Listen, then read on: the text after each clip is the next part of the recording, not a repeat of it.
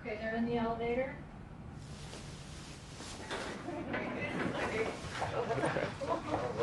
Nice to meet you. I know. I'm Dean. Nice to meet you, man. Good to see you. Thanks for coming. Yeah. Yeah, you always have a lot of cameras around you, know? No. Absolutely not. I'm the one who's not used to it. Have a seat. Thanks for coming, too. First, welcome. Thank you. It's great to have you here. Thank you. The things I want to talk to you about, I want to talk to you a little bit about race, your music some, too. I thought the song Talking to O.J. was particularly powerful. I took the message as, you can be rich, you can be poor, you're still black. Who were you speaking to? Who did you want to listen to that and be moved by it? It's a nuanced song, you know. It's like, I'm specifically speaking to us and about who we are and how do you maintain the sense of self while pushing it forward and holding us to have a responsibility for our actions. Because in America, it is what it is. And there's a solution for us. If we had a power base together, it would be a much different conversation than me having a conversation by myself and trying to change America by myself. If I come with 40 million people, it's a different conversation, right? It's just how it works. I can affect change and get whomever in office because this many people, we're all on the same page, right? So as a conversation, it's like, I'm not rich, I'm OJ. For us to get in that space and then disconnect from the culture, that's how it starts. This is what happens. And then you know what happened? You're on your own and you see how that turned out. Okay. That's why that's the line. Yeah, the pregnant pause. It's like, okay. Was it a reminder, too, that the thing O.J. forgot, maybe, is that as rich as he was, as entitled as his life was, he was reminded very forcefully when he became a subject of a racial debate that he was also a black man, whether he accepted that or not. That's right. Was it also that message? Yes, absolutely. And for us, like I'm saying, to speak to that point is, don't forget that, because that's really not the goal. The goal is not to be successful and famous. That's not the goal. The goal is, if you have a specific God-given ability, is to live your life out through that, one. And two, we have a responsibility to push the conversation forward until we're all equal. Until we're all equal in this place, because until everyone's free, no one's free. And that's just the fact. When you are as amazingly successful as you are, your kids will live in a very different world from the world you grew up in. How do you go about making sure that they understand the world you grew up in? There's a delicate balance to that, right? Because you have to educate your children on the world as it exists today and how it got to that space. But my child doesn't need the same tools that I needed growing up. I needed certain tools to survive my area that my child doesn't need. They've grown up in a different environment. But also they have to know their history, have a sense of what it took to get to this place, and have compassion for others. The most important thing, I think, out of all this is to teach compassion and to identify with everyone's struggle and to know these people made these sacrifices for us to be where we are and to push that forward for us. I believe that's the most important thing to show them, because they don't have to know things that I knew growing up, like being tough. Like, do you worry at all that as much as you will teach them history and as much as you yourself is seen as an important figure among black people in America, that there's something they'll be missing? Or do you think that's silly, in fact, that they have so many advantages that that's like too negative a way of approaching it? Exactly. Like, they'll be who they are, right? And it's just certain tools that you would hope for your child to have.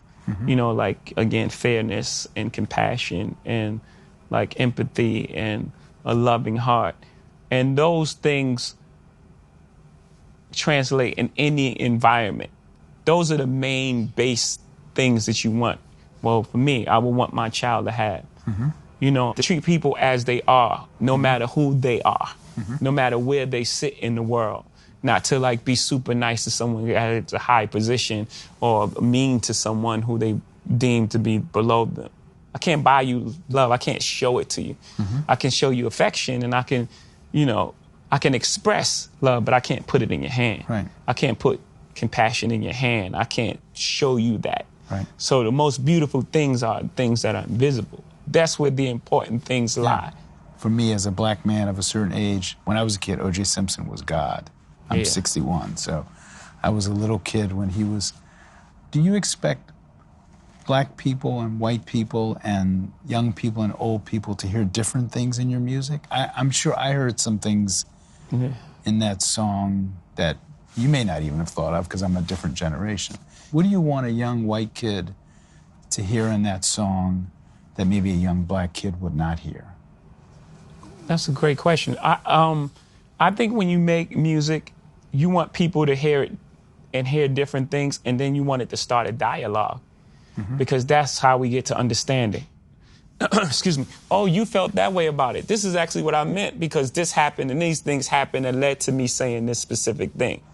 How did you react when that one line in that song where you referred to Jews and wealth?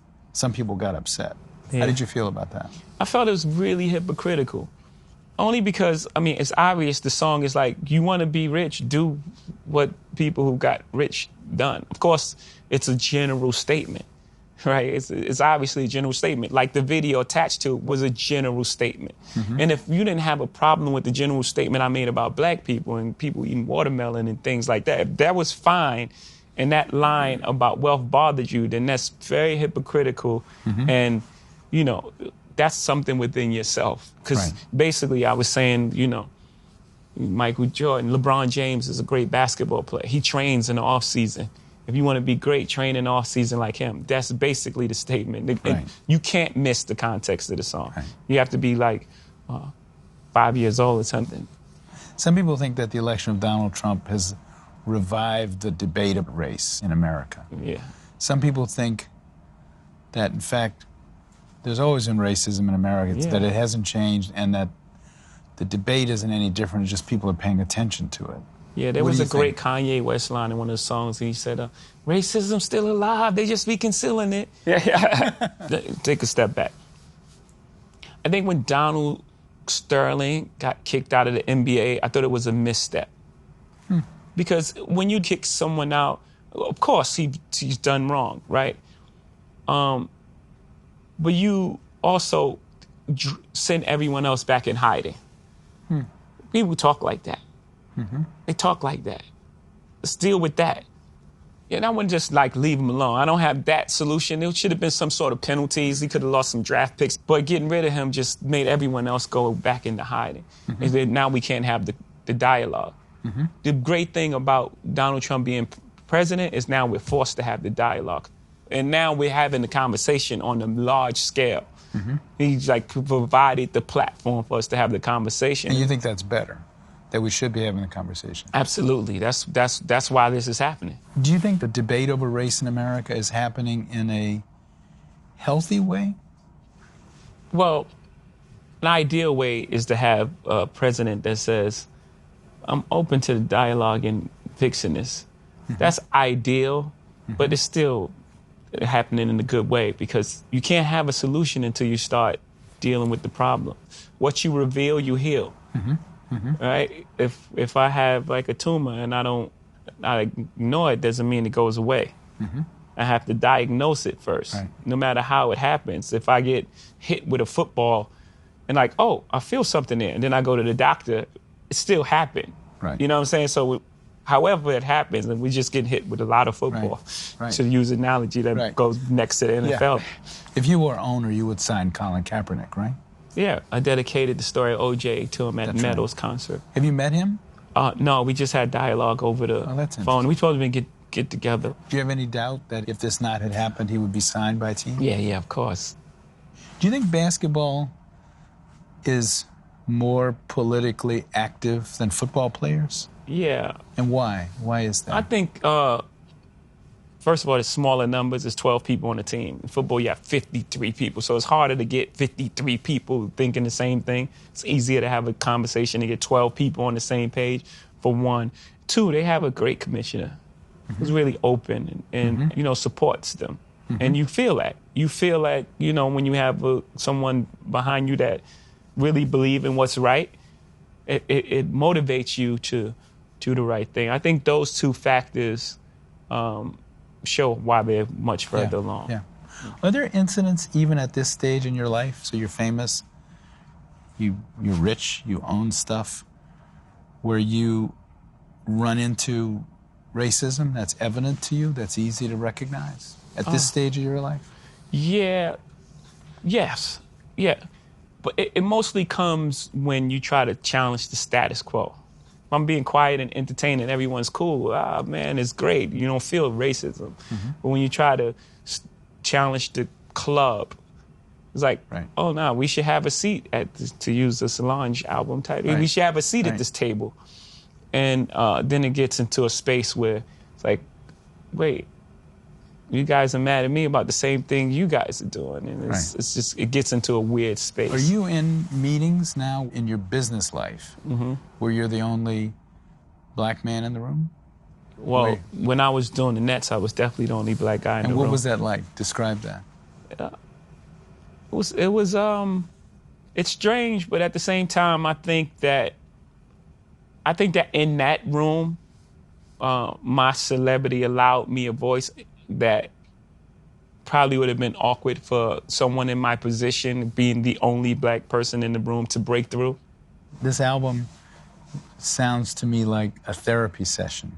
It's in the sense, have you been in therapy? Yeah. First off, how does Jay-Z find a therapist? Not in the phone book, right? No, dude, great friends of mine, you know, friends of mine who've been through a lot and, you know, come out on the other side as like whole individuals. What was that like being in therapy?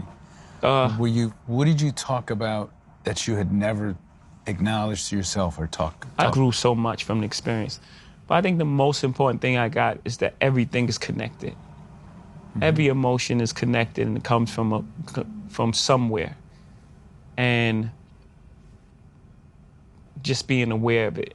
Being aware of it in everyday life puts you at such an advantage. You know, you realize that, you know, if someone's racist toward you, it's not even about you. It ain't about you. It's about their upbringing and what happened to them and how they led them to this point. You know, most bullies bully. It's happened. Oh, you got bullied as a kid, so you're trying to bully me. I understand. Right. And once I understand that, instead of reacting to that with anger, I can provide a softer landing. And maybe, oh man, are you okay? I was just saying, there was a lot of fights in our neighborhood that started with, what you looking at? Why you looking at me? You looking at me? And then you realize, oh, you think I see you.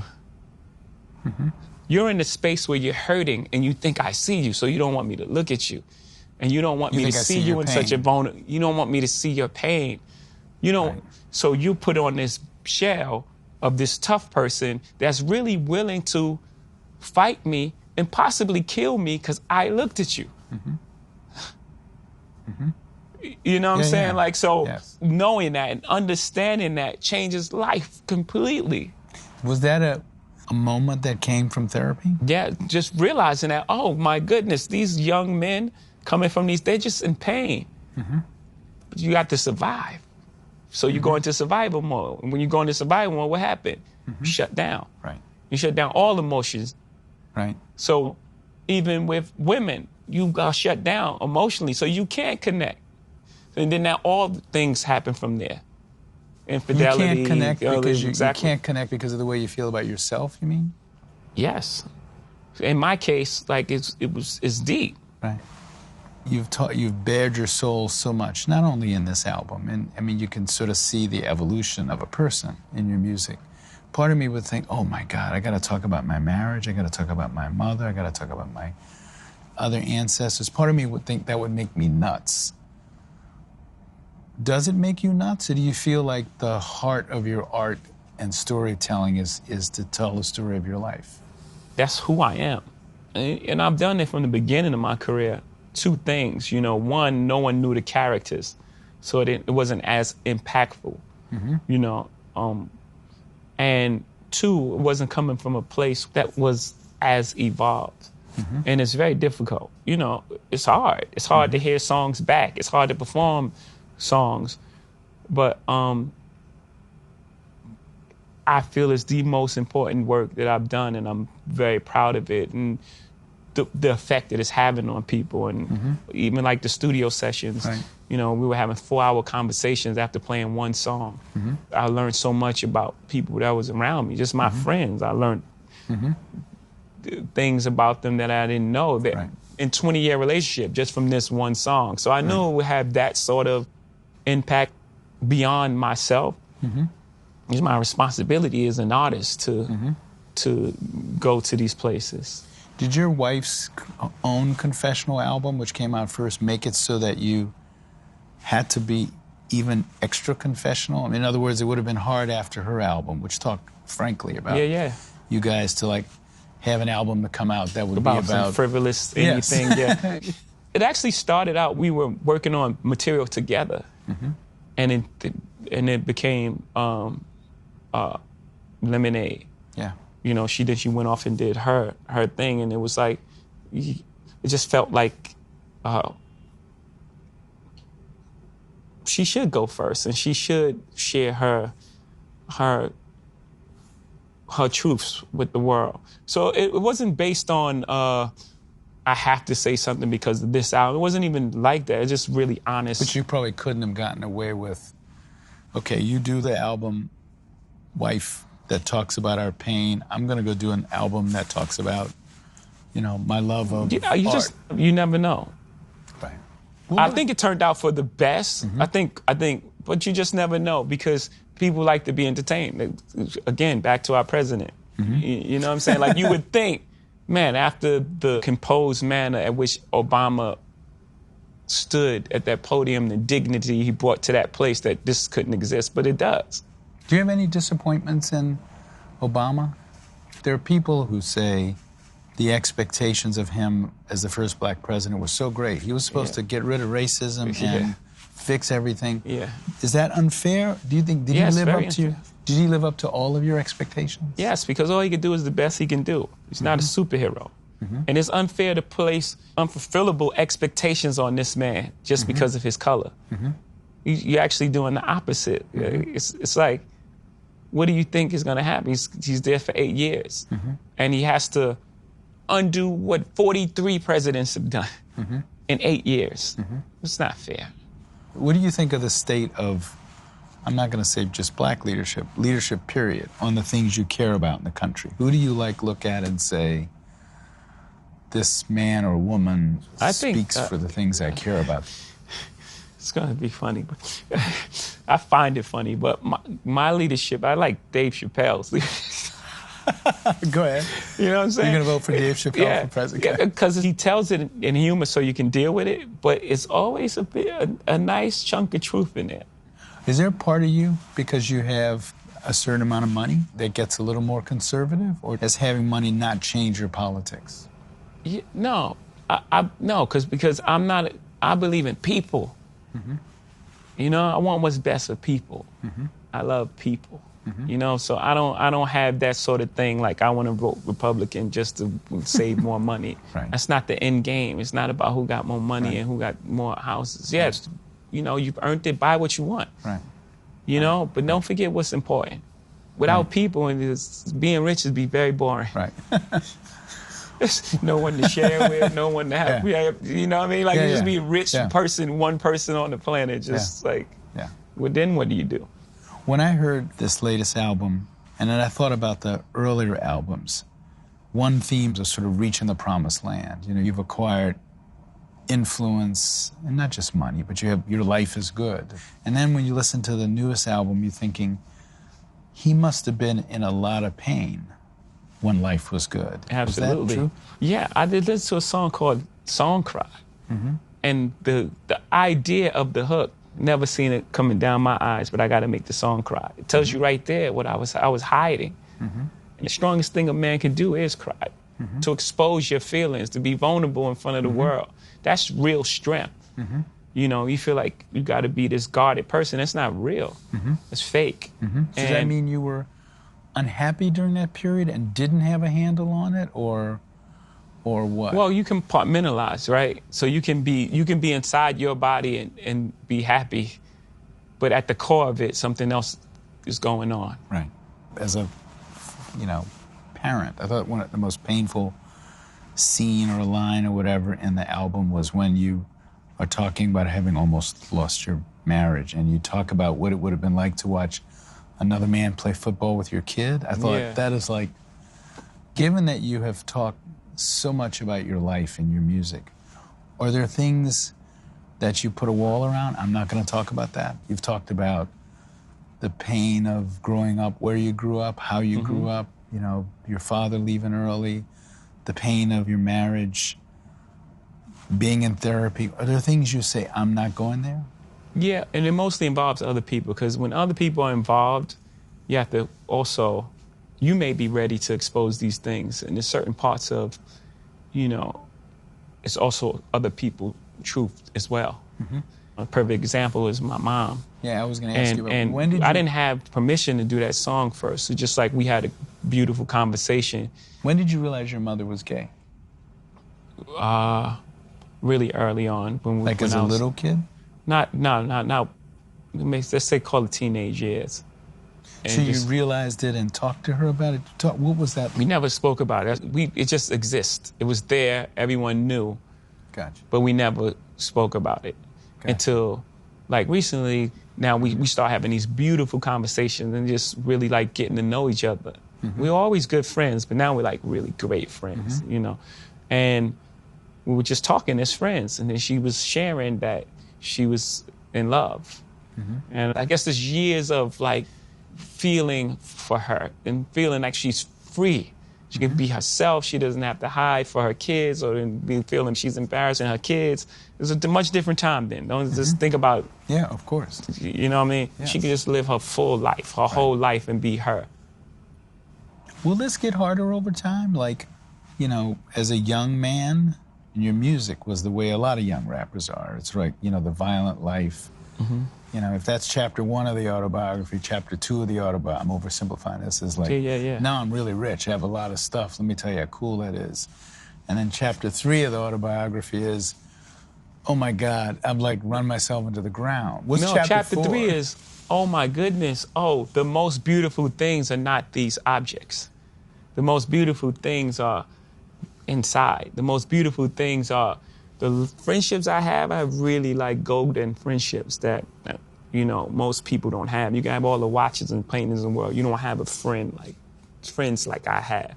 The friendships I've acquired and the compassion and the person I've become. Like that's what this chapter is, and the conversations with my mom. Those are the real enriching experiences. Will you have the same adventures in your life? Will you have the same stuff to write about? Or maybe you don't know. I think that rap in particular is a young man's sport, that I'll move out of that white hot space. But rap is about the gift of discovery. To be the cool person in school, you have to know the newest music, the newest dance move, have the newest clothing on. So rap is based on that. What's new? What do you? I know you know Jay-Z is good, but do you know this song right here that only 4 people heard it? Right. You know what I'm saying? And then they bring that person into the masses of pop culture, and then you have a window before saying that you are the one is no longer cool. And then you have to move past that, and you have to find a way to exist. The white hot space is when it's fresh and new, and it's like, this is the hottest song ever. Right. I mean, I pushed the window like... You think you're still in that space? Oh, I stood in that window a really long time. Are you still in there? But still, no. I don't think people are looking to me as like, the thing. Is that hard to deal with, or did you feel like, I'm okay with that because I've moved on? No. You don't want to be? Because at the end of the day, we're going to find out it's not about the white hot space, but it's about finding the truth. Mm-hmm. That white hot space, people think is the biggest thing, but it's really small. Mm-hmm. Mm-hmm. It's almost like a trend. Mm-hmm. Would you rather be a trend or you rather be Ralph Lauren? Right. You know what I mean? Like, you rather be a trend or you rather be forever. I'm the person that looked at the Mona Lisa and be like, man, that's going to be cool in 40 years. Right. Right? I play forever. Right. I play forever. And so my whole thing is to identify with the truth, not to be the youngest, hottest, new, trendy thing. Mm-hmm. One of the things you rap about also is the pain you caused the people you sold drugs to. Have you ever had conversations with people like that you caused pain to as a young man and talked about it? No, I haven't. No. What would you say to them? Or is that impossible to do at this point? Well, nothing's impossible, right? So no, I don't think it's impossible. I guess that conversation would definitely take ownership for my part in you know, the part I played in occupying that space. Because knowing what I know now, you know, you can't sacrifice others for your life. You know, there's a karmic debt that has to be paid. Had I had the level of consciousness then that I have now, things would have turned out differently. And just knowing that, I definitely want everyone to know that. Do black artists have a different obligation than white artists? Do you feel you have a different kind of obligation to the people who listen to you than if you were a white musician?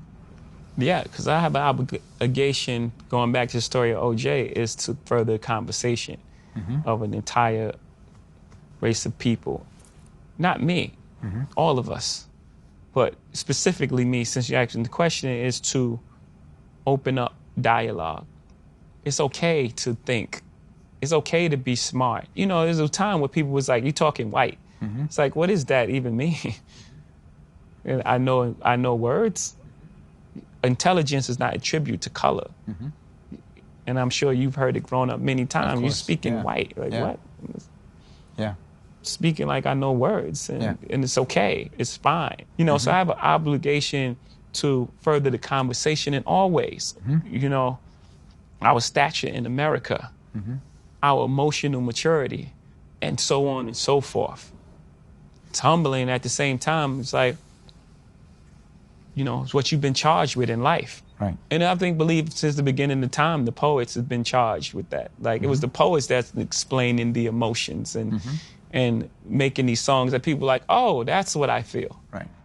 Are there black artists, and I won't ask you to name them unless you want to, who you think don't live up to that obligation to start a conversation about race? Do you think there are people you wish did more? Well, I mean, and for one, O.J., right? Because that's the one that we can all identify. But yes, there are those who don't uphold their mantle, and we know how that story plays out.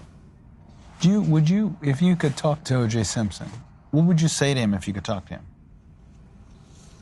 I don't know. I would probably say, man, I'm sorry that so much happened to you, man.